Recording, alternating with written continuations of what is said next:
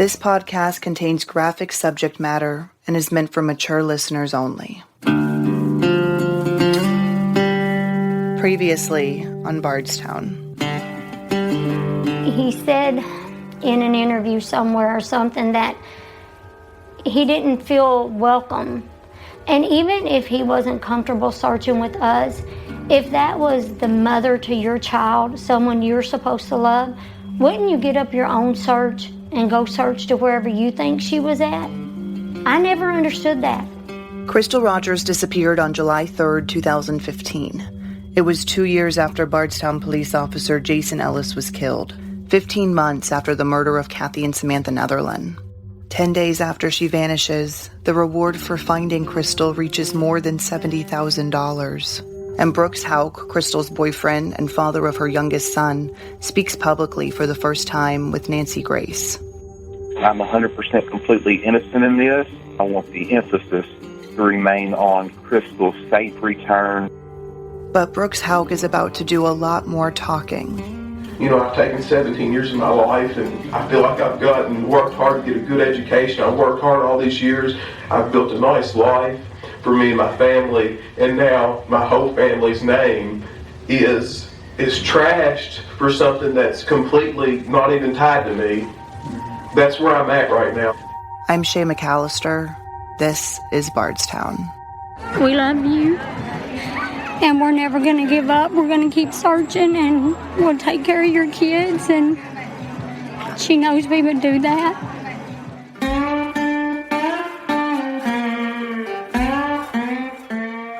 The FBI joins the search of 2 lakes, including 4 agents and a dive team, after search dogs pick up on something.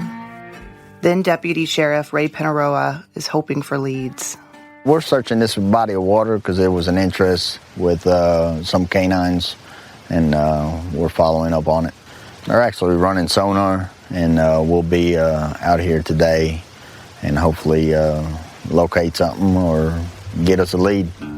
4 days after she vanishes, on July 8th, 2015, Nelson County Detective John Snow sits down with Crystal's boyfriend, Brooks Houck. The conversation lasts for about 90 minutes. Brooks tells Detective Snow just what he told Crystal's mom, Sherry Ballard, about his last hours with Crystal. He and Crystal were at his family's farm, feeding the cows.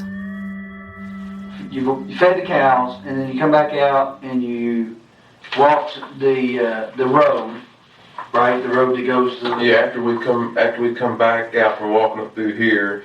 Brooks draws a makeshift map for the detective and shows where he says he and Crystal were on Friday, July 3rd, 2015. That's the driveway? Yeah, this driveway to the barn. Right. And then we walk out the road and we just walk back through there. Wearing a blue polo shirt and jeans, Brooks sits casually, arm up on the table. He maintains his composure and appears unfazed by the detective's questions about the last time he saw Crystal on his mom's farm and setting a fire. So, you had a little fire. When was that? After you took your walk or before you took your walk? I know we fed the cows first because I want to do that as quickly while we had still plenty of daylight. I don't know if I lit the fire before we walked back here or right when I got back. I could have done it either one. I don't remember. Mm-hmm. After the fire, and with their toddler in tow, Brooks says he and Crystal take a walk. That's, to me, and I've got a couple of kids, but everybody parents a little differently. To me, it seems a little late to be out on the farm with a 2.5-year-old. Where is he at midnight? Has he been asleep in the car for a while? Is he still he's still wide open, and and any night he's so used to sleeping so later in the morning. His normal day, that's his 7, 8 o'clock in the evening. Really? Because she sleeps much later in the morning, she stays up. So, and it's always been that way. So he's at midnight. He's wide open. Yeah. Okay. Did you go straight home on Friday night, or did y'all stop somewhere? Or because I'm thinking if that's their normal 7, 8 o'clock in the evening, it might be dinner time. Did you stop and eat something, or did you go straight home? We did not eat anything. I went straight home. Okay. So you went straight home. So if we assume that he's correct in about 10 minutes after midnight, another 10 minutes to the house or so. So you I don't see it being that late. I mean, if that's what some of them things say, I guess you'd have to to kind of go by that. But yeah, we didn't stop anywhere. We went straight home. Okay. So you could feasibly be home by 12:30. All right. Fair enough? Yes. But at midnight, Brooks gets a call. It was a pretty short phone conversation is the only reason I asked it. Mm-hmm. Kind of unusual to get a 13-second phone conversation at midnight. You know, it is for me. It may not be for you. But. He doesn't recall who called him. They get home around 12:20 a.m. I went to bed immediately. But their son, Eli, stays up with Crystal. If there's any activity going on in the house, he doesn't want to go to bed. Mm-hmm. So that's what so he's going to stay up with Mom. Right. She's just on her phone playing, I don't know what game, but she normally plays a game. The next morning, Brooks gets up early. I probably woke up around, in between that time, like 6 or 7 o'clock, and then I left. I did my normal thing, changed my clothes, put my clothes on, and headed out. Shortly after that, mm-hmm. So you get up between 6 and 7, and where's Eli at when you wake up? He's next to me. He's in the bed with you. Mm-hmm. Okay. So you get up. Does he get up with you? He's still asleep whenever I get up, but I go to the bathroom and all that kind of stuff, and he's still sleeping there on the bed. Mm-hmm. But Crystal isn't there when he gets up. Yes, I noticed that she wasn't there, and I didn't know exactly what to think. I don't know what time I called her. Yes, I called her that morning. Brooks takes his son to the farm, but his lack of concern for Crystal's whereabouts gives the detective pause, and he probes. If I woke up on a Saturday morning and my wife wasn't with me in the bed, as is normal, if she were not, probably the first thing I would do would be to call her to find out where she was. But what you're missing is a lot of times that her and a lot of these girls, they go out and do stuff. And this is going to be embarrassing for me to talk to you about, but I'm wanting to get everything cleared up as quickly as I can. They do these fantasy parties. They stay out the better part of the night. Well, who gets the kids? I'm good enough to get the kids for all this, and I'm a good enough person to do that, but it bothers me because not only have I been a victim, my mind's not even where it should be, and I'm in here answering a bunch of bullshit that I'm doing the best that I can possibly do with, but it's taken a lot of energy and effort away from the other efforts that could be out there trying to help and bring her back here safely. I can't even go out on the side of the road without looking like a murderer or something like that. It's wrong. I've been extremely honest with you all. Brooks goes on the defense. So do what you got to do. I'll do whatever I can, but this is starting to get silly. I don't need an attorney. I haven't asked for an attorney. I don't need none of that. I'm innocent. I'm willing to talk to whoever. But this to me is really starting to get silly. So I'm extremely upset. I'm hurt over it. I try to put on a tough shell and a bubble and move forward. It's extremely difficult to get up in the morning and push on and look at Eli and know that here I've got a million things going on that I have to get done. And then who's going to suffer? He is. And it's not right. I'm ready to hire an auctioneer to sell all this stuff so I can be there for him like Chris. Brooks starts to cry, wiping his eyes. Take a minute, it's all right. No, it's fine to be upset. I understand. It's fine to be mad. I understand that too. He's there asking for everybody. This is a shock to him.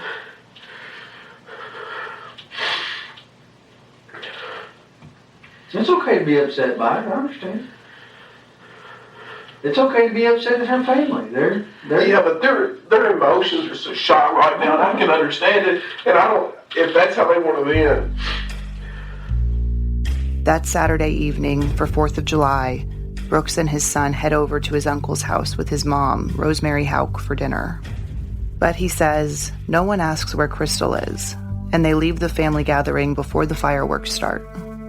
But Crystal's family is concerned and already searching for her.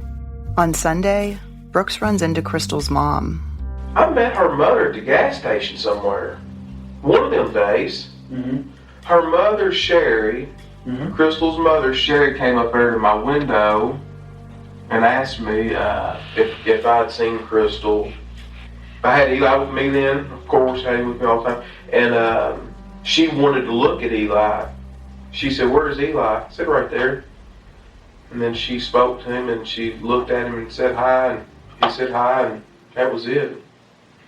And when you told her, what, I haven't seen her, don't know where she is, and she just said okay and asked about No, Eli? she thought that the wisest thing for us to do was, she said she was going to go to the police station. And then I went home. Meanwhile, Crystal's mom files a missing persons report at the Nelson County Sheriff's Office around 3 p.m. 2 hours later, her father, Tommy, gets a call. Crystal's car has been found along the Bluegrass Parkway.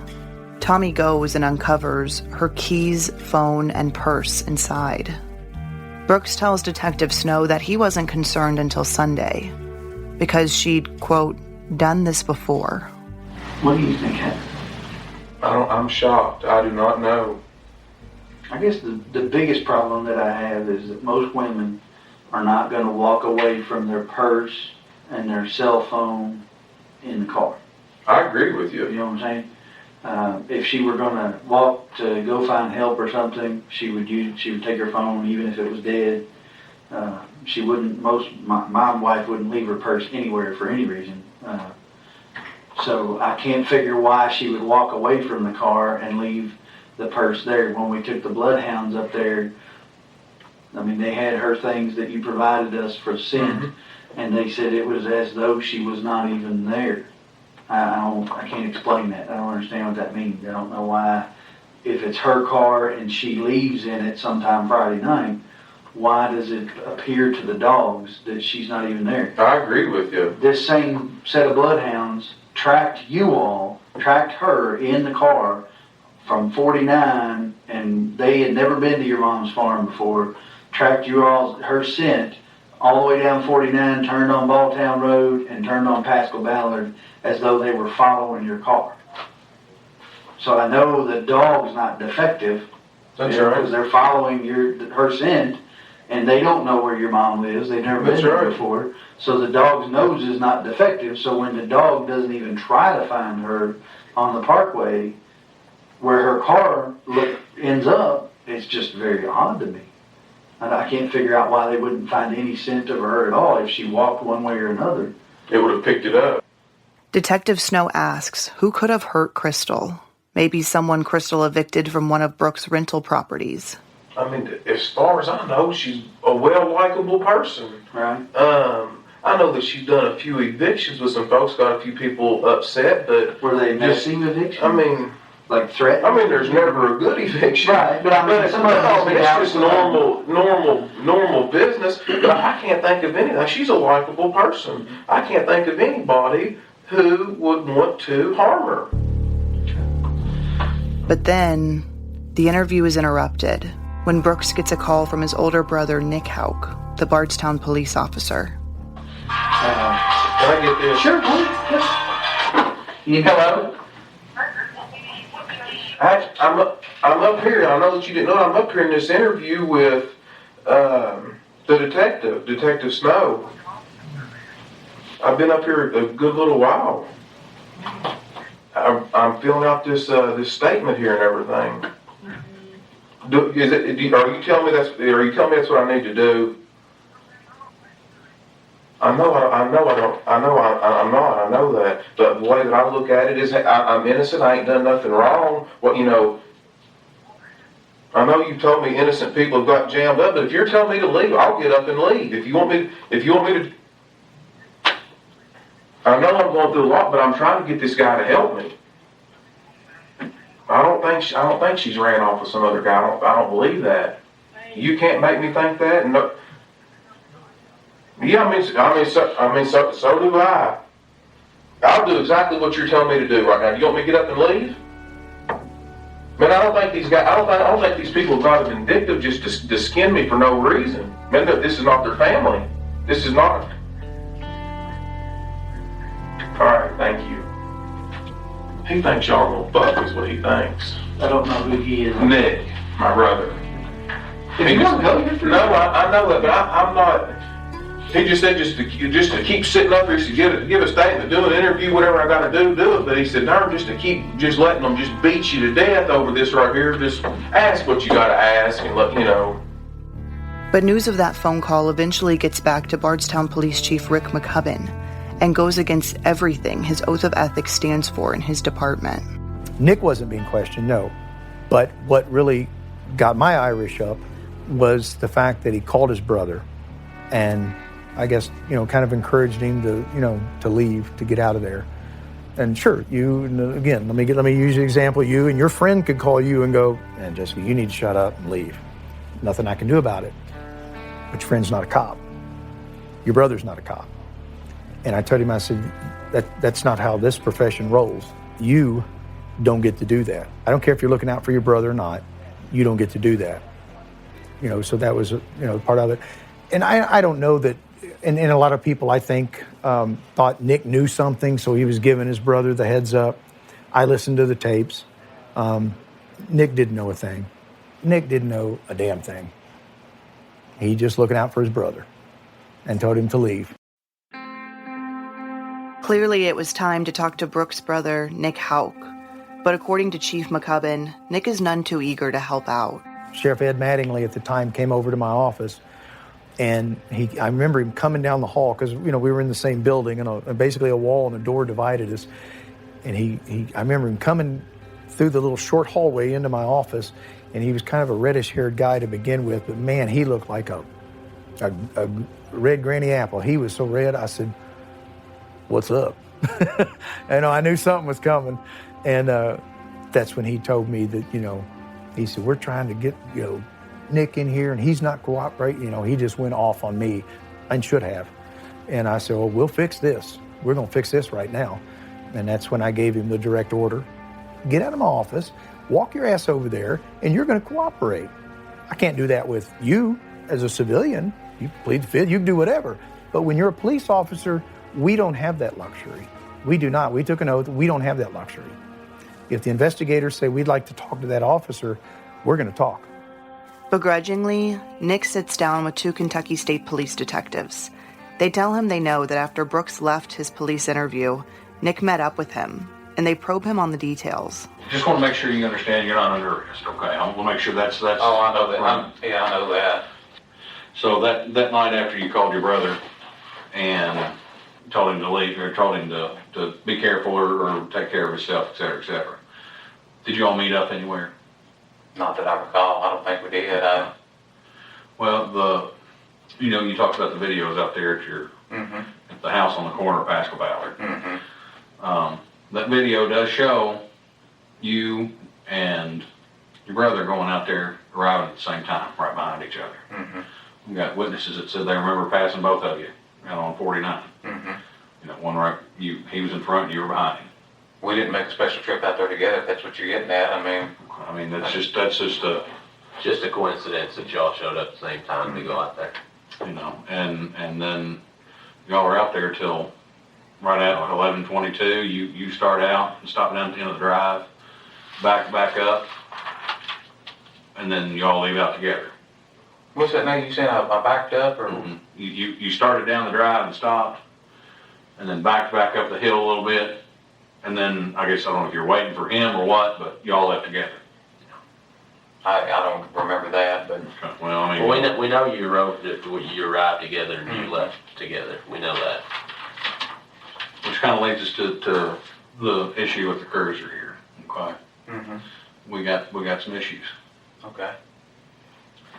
You're aware that when the cruiser was taken from you, that it was actually taken to the Kentucky State Police Forensic Central Laboratory. That's what I assumed. Chief would have done.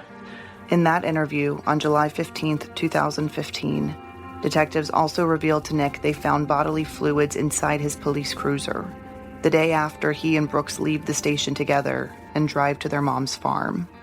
Have you ever heard of luminol? You ever been to any kind of criminal investigation classes? All right, you know what luminol is used for? To find blood. Okay. Or other bodily fluids. Okay. So, we all excrete bodily fluids, sweat, vomit, anything, saliva, all that is what would fluoresce. Why would your trunk look like a Smurf if they sprayed it? Why would it fluoresce? It looked like Chernobyl. There's a couple spots in your trunk, and that blanket, just lit up like Chernobyl. Why would that? There's not going to be any blood in the trunk. Okay, well, I'm not saying blood. I'm talking about other bodily fluids. I don't have blood. There shouldn't be any bodily fluids in the trunk. There's only one way bodily fluids can get into a trunk. That's if a body's nearby, right? That's what I would assume. Okay. Or unless, somebody puked in your trunk or something like that. I don't think that happened. Don't think that's the case. So. Somebody peed in your trunk or... No. So why would that be if that blanket, when they looked at it at the lab? I've got no explanation for that. I don't have, none whatsoever. Nobody has access to that car but you. You drive it. You put the blanket in there. You said that. If there's something on that blanket or in that car, you're the person that has something to do with it, correct?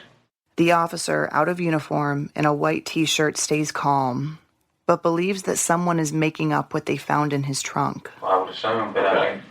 there shouldn't be there shouldn't be anything in the trunk of the car. I don't know if somebody made that up or what the deal is, but we're not in the business of making stuff up. We don't. That's not what we do. I'm just telling you, our job is to find out what happened. It's not to change the course of events as they happened. It's to find out what happened. Did your brother ever call you and say that he'd done something to Crystal? no, he did not. Because here's the case. Case is, you're a police officer, we're police officers. Right? We all know how this job works.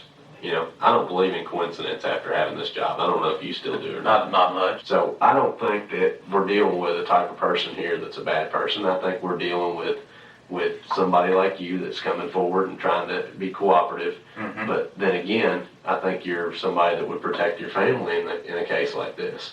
And if your family told you something, that you would try to protect them to the best of your ability, especially since you're a police officer. Okay, she's got kids. There's no way that I would cover this up for him. Okay, well, but we also have to take it. We all have family. We know how family bonds run.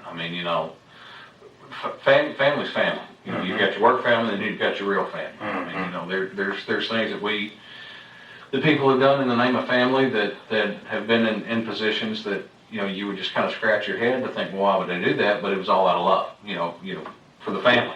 And your brothers, you grew up together. You probably rumbled on the ground together, knocking each other's heads off. Yeah. I've got a brother. That's what we did growing up. We took turns beating the fire out of each other. Yeah. But at the same point, we're at a point here, like you said, coincidences, we can throw them out the window. Not knowing exactly what time you sat down and ate dinner yesterday, that's one thing. Not remembering that you ate dinner at all. That's another thing. That's a different thing. Yeah. We've and then you add that on top of the biological evidence that's been located in the trunk. We're not That's asking what you scares hard. me right there. I just can't believe that. Well, we're not asking you hard questions here. As far as I'm not asking you, did you pull in at 7:22 p.m. on the other night? No, I'm asking you, hey, last week on Wednesday, a week from today, do you remember going out to the farm? Do you remember arriving with your brother? Do you remember leaving with your brother? What did you do while you were out there? Those aren't hard questions. And I don't remember that. Okay. I don't. And then, on July 24th, just a few weeks after Crystal's disappearance, investigators turn up the heat on Nick Houck, and he sits down for a polygraph test. And then he failed it, right? Yes, he was untruthful. There's a word they use, I don't remember the untruthfulness, perhaps. The FBI breaks the news to Nick that he's not being truthful. What are the questions? Do you know where Crystal is right now? Are you hiding any information about what happened to Crystal? Okay. You didn't tell me the truth on both of those questions. So, I'm telling the truth. I'm not going to sit here and make up a bunch of stuff and try and read techniques with you. We're past that. So the cat's out of the bag as far as your guilty knowledge of what happened here. Now, the details of who did what when, can I tell you exactly? No, but I can demonstrably point out through forensic evidence already that things that you told us about where you were at various times are demonstrably not true. We can prove in front of a jury today that you were places that you said you weren't. Nick is dressed in his Bardstown police uniform. His shirt is unbuttoned, exposing a white undershirt. Along the way, he mentions the phone call he made to his brother Brooks when he was being questioned by police. he was giving a narrative or whatever, a statement. I said, it's fine to give that. I said, say what you mean what you say. I asked him, I said, are they screwing you around? They asking the same questions, a bunch of different ways. Because he'd been up there for hours. This wasn't no 1 or 2 hours. He may have been up there like 3 hours or 4 hours. It'd been a while. And I figured John was screwing him around, and I just wanted to find out what was going on there. So that's all that was about. If they want to read more into it, that's up to them, Things start to get heated when Nick is told he hasn't told investigators the truth about Crystal's disappearance. You can deny, that's fine. That's what people do as well. That's what you've done at this point. And it's human nature. When people are asked questions about a matter such as this, they immediately circle the wagons and start to, out of self-preservation, we all do. Man, let me just cut you off. Do we need to take this any further? I would like to take it to the truth. That's the whole reason we're here. Is the test, though? You're talking crazy. Well, you're talking crazy. Was that your rehearsed response to what was going to happen today? Because it sure sounds like it. I don't know what it sounds like. I'm just telling you. I'm telling you what it is. You're talking crazy. What's crazy about it? Explain to me. The accusations you're making. Yeah, I'm saying you were involved in this. Absolutely not. But I'm telling you, I did have... And I'm telling you, you're lying. I can't make it any... I'm not trying to hurt your feelings, but I'm not telling you the truth. That's what I'm doing to you. I'm telling you the truth. No. Am I saying that you did it or you didn't? No, I'm just saying you know more than we did. Whether that's a simple conversation with your brother or whether you were physically involved out there, I can't tell you. Either one of those things would explain what I'm seeing. My hunch is it's something that your brother told you. I don't know anything. He has not spoken with me about this. Well, he's my brother. I'm glad you said that. Well, you think it would have had anything to do with being a little irritated about how things are going? Well, that's why you would lie? I didn't lie. Well, I'm telling you did. Okay, I don't know what you're talking about. I know you don't. But I can promise you that I have been 100% honest with you. No, that's what everybody, 100% honest. That's just you take retechnique stuff. That's what everybody says. I'm 110% honest. That's not it. Look, there's either the truth or not the truth, right? And that's what I gave you, the truth. Well, but you didn't. I know for certain. Purposes here today. I know for certain I had nothing to do with it, and I know nothing about it. I had nothing to do with this, and I don't know anything about it. Well, no. Just irritation. That just kind of worked its way into this. Okay. I've been 100% honest. Listen, I don't know nothing about this. Mm-hmm. Nothing at all, and I had nothing to do with it. I don't know anything. Well, if I had something to tell you, I would she's got kids. Put yourself in my seat for just a second, okay? Okay. And I'm talking to someone who's a family member, essentially, is missing and possibly dead. And you're sitting here, and that individual, who you know nothing about, never met before today, right? But you've seen some interviews where he hasn't been completely truthful about things. Not just kind of, haven't been completely truthful about a couple. I've been 100% truthful. Listen to what I'm saying. You listen to what I'm saying. I've been 100% truthful. Why are you yelling at me? Well, because you're telling me I'm lying, and I know I'm not. I know the truth, And I've been 100% honest. Know the truth. Here's what I'm getting. Well, you just said it. Yes, I have. No, you haven't. I most definitely have. And if you don't want to believe it, that's your issue. It's not mine. It's not just me. I showed you. Dude, I don't give a goddamn what your fucking computer said. Okay? I think you do. I'm telling you that I have been 100% honest with you. Is this how you act? Does this act this way towards Crystal? When somebody... Is this how I act toward Crystal? Yeah. I act toward people that accuse me of lying when I'm not lying. Did she That's accuse how you of lying? No, I didn't know Crystal. Then why are you getting so angry? Because you're calling me a fucking liar. No, I'm just calling you a liar. Okay? I'm not cussed you. I don't like it when people call me a liar. I'm being 100% truthful with you. Listen, they come up with all these lies about, there's bodily fluid in your car, there's blood. There is no way in hell there is any blood in that car. Well, and I'm glad to say it because everything from what little I've talked to people about Brooks in particular, about you two, is there's not a history of violence and that kind of stuff. There's been no domestic accusations, nothing like that. Which means that whatever happened here was likely, I hesitate to use the word accident, but it was, I say, unintended because people can get push and shove and I don't know. I haven't even seen her. How big is she? She's not real big, is she? I don't think Brooks would have ever got physical with her. I really didn't see them argue. I ain't got nothing to give you. He is adamant that he doesn't believe for a second that his younger brother Brooks would have had anything to do with Crystal's disappearance. I wish I could lead you there, but I can't. I've got nothing for you. Okay. I don't know where she's at. We didn't have nothing to do with it. I'm telling you, that's the way it is. I don't know, if you watch the grand jury testimony or my interview with the state police, I mean, sometimes I don't speak well. Like, a lot of times when I go to court, I've got my report in front of me. I read word for word. I just don't remember all that stuff. And then you put 12 people in front of me, and they start asking you a bunch of silly questions. Stuff just blanks out. I don't respond well to that. I feel 100%, not 96, not 98. There's just this is crazy. He would not have done that. But what you're saying is you believe him at the end of the day. Well, it's not that I believe him because I haven't questioned him about it. I haven't, that's because I know him well enough, I don't have to ask him that question. Nick's failed polygraph and the phone call to his brother during a police interview aren't the only issues he's facing. The officer, who was hired in 2006 by then-Mayor Dixie Hibbs, was written up multiple times over the years. His personnel file lists offenses like insubordination, refusal to report missing teen, trouble multitasking, tunnel vision when on patrol, driving issues, taking a police cruiser to his girlfriend's house while off duty, and sleeping on duty. And finally, in 2015, as the days and weeks go by and there's still no sign of Crystal Rogers, Chief McCubbin decides he's had enough, and police finally make their first major announcement.